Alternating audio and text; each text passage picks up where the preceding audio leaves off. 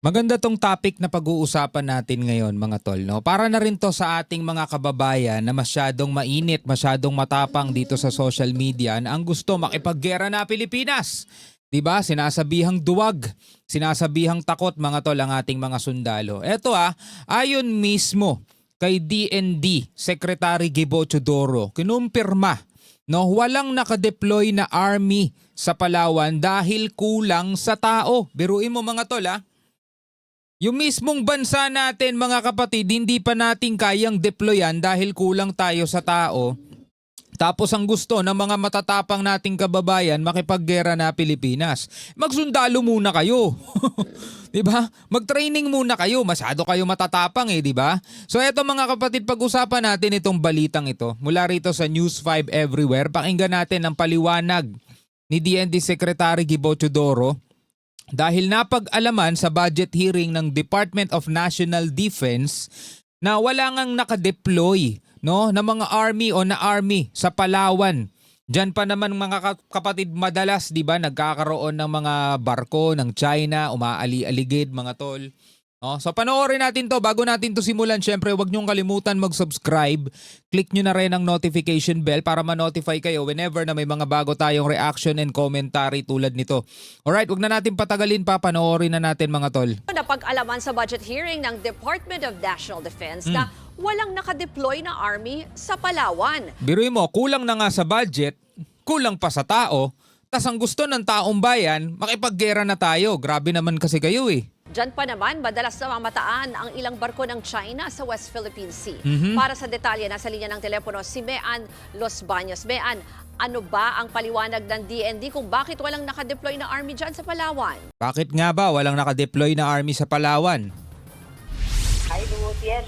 Kulang nga daw ang ating militar at kailangan pang palakihin lalo na't masyadong malaki ang bansa ayon kay Defense Secretary Gibo Chodoro. Biruin mo mga tol, yung bansa natin. Maliit lang yung bansa natin kung ikukumpara natin sa China. Kung bakit natin kinukumpara sa China? Kasi sila lang naman yung agresibo rito sa West Philippine Sea. Maliit lang bansa natin. Pero malaki yung bansa natin kumpara sa army na meron tayo, sa AFP na meron tayo. My goodness. Yan ay natapos sa bunyag sa pagdinig ng panukalang budget ng DND kanina na walang nakadeploy na army sa buong isla ng Palawan na sa isa sa pinakamalapit na probinsya sa West Philippine Sea. Tapos meron pa tayong isang mambabatas na ayaw makipag sa Amerika. Gusto ata alisin na yung base ng Amerika. Gusto alisin na yung EDCA. Gusto ata niya tapusin na natin yung Mutual Defense Treaty di ba? Kaya naman ba daw natin Ay naku po. Sabi nga ni Secretary Chodoro, Special Forces lang ang nakadeploy sa Palawan. Kasama na dyan yung Navy, Air Force at ilang mula sa hanay ng pulisya. Mungkahi ni Senator Bato de la Rosa, paglagay na lang ng Marines doon. Pero sabi ng kalihim, mobile maneuver force daw ang mga ito kaya hindi pwedeng territorial. Sabi naman ni Senadora Loren Legarda, pwede naman daw pondohan ang pagpapatayo ng infrastruktura ng Army sa Palawan. Yun nga lang, mas malaking problema ang tauhan dahil kailangan pa nila dumaan sa training. Pakinggan natin ang naging bahagi ng hearing kanina, Lu. Oo, kasi kailangan talaga dumaan sa training yan. Hindi pwede basta-basta i-deploy yan o kaya hindi basta-basta pwedeng isasabak yan. Diba? Why can't we deploy the... We do not have enough anymore. Even in central Mindanao now, because of the BARM elections, we have augmented What's the problem in Palawan? Is it the personnel? territory and personnel.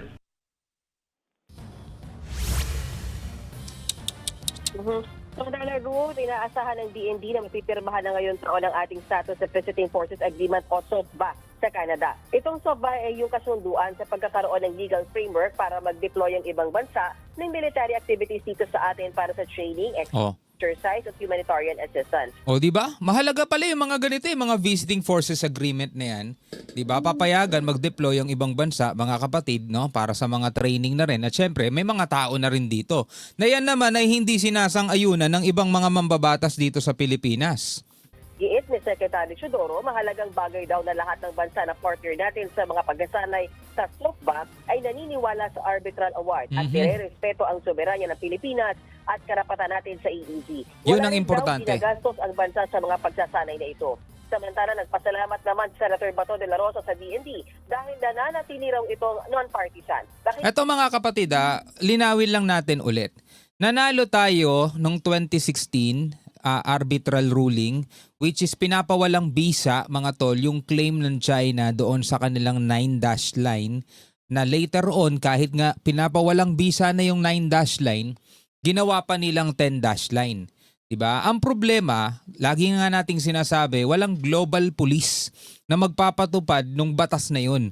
So, nasa atin ngayon yung papel dahil nga nanalo tayo, tayo ang magpupursige na ipatupad yun, na igiit mga tol yung ating karapatan dyan.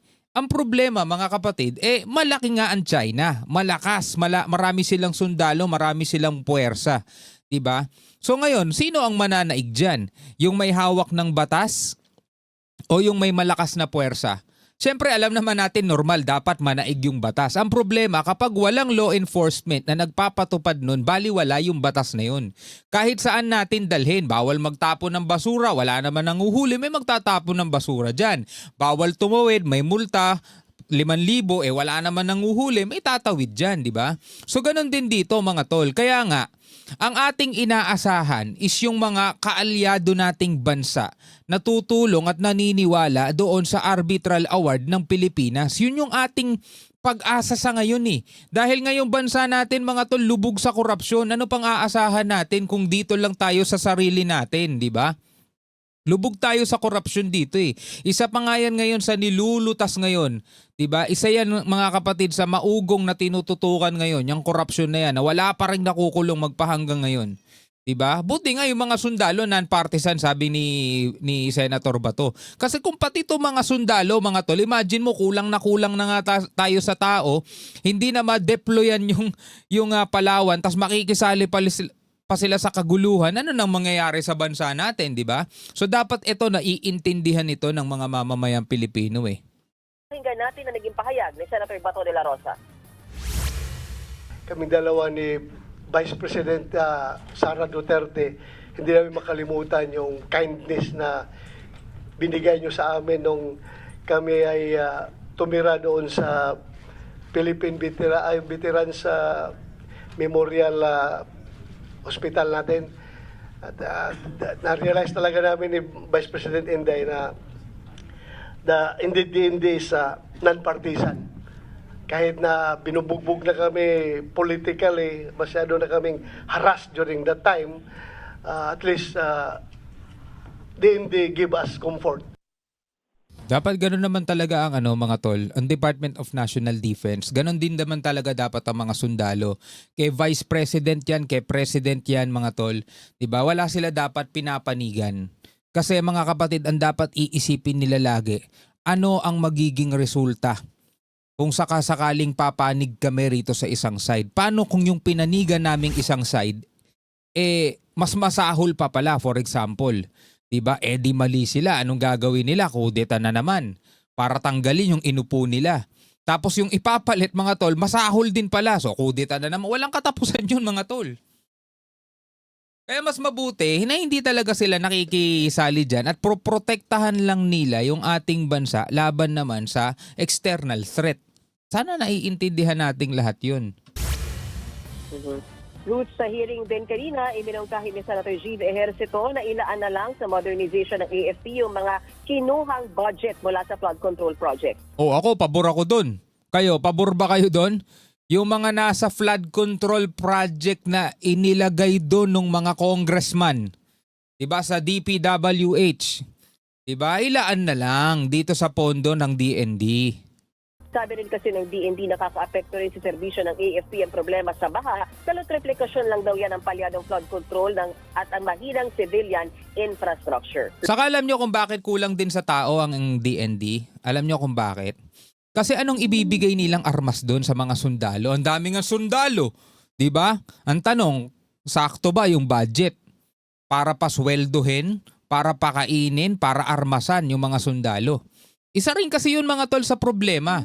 Paano ka gagawa magre-recruit ng napakaraming army o napakaraming sundalo mo kung yung budget mo para sa ganito lang? Halimbawa mga kapatid, ang budget mo is good lang for 100. Tapos biglang 1,000 tao meron ka. Anong gagawin mo dun sa 1,000? 100 lang kasya pera mo, di ba? Yun din sa problema ng DND mga kapatid, yung budget eh. Ruth? Mayan, isa pang issue ha, meron daw binanggit na pala na pangalan si Senate President Soto na posibleng maging bagong chair ng Blue Ribbon Committee. Sino-sino ba ang mga yan? Yes, oo, natanong natin si Senate President Tito Soto about that. Ilan sa mga nabanggit niya, si Senator James Ejercito, Senator Kiko Pangilinan, Senator Raffy Tulfo, Senator Pia Cayetano at Senator Elisa Ontiveros. Tama bilang po 5 yan. So far, sabi magkakaroon ng caucus tomorrow kung saan yan pagdesisyon nila. Okay, so ibang topic na yan tungkol sa Blue Ribbon Committee na yan mga tol. Kasi nga magre-resign na si Ping Lacson dun sa pagiging chairman ng Blue Ribbon Committee mga tol. Pero eto nga, ang problema kasi mga kapatid ng DND, di ba? Kulang sa tao at isa pa mga kapatid, kung paramihin man ng tao, anong iaarmas dyan? Kulang din sa budget. Ba nagigets natin mga tol? Kaya bakit kayo sumisigaw sa comment section sa internet na duwag yung ating AFP? Hindi nyo lang kasi naiintindihan yung sitwasyon na problemado rin mga tol ang ating sandatahang lakas dahil dyan. Diba? Wala punong-puno tayo ng buhaya rito sa Pilipinas di ba? Anyway, bilang mga Pilipino, ano ang inyong masasabi rito? Comment na lamang kayo sa ibaba mga tol. Hanggang sa muli, ako nga pala si Shobaldi. Peace out.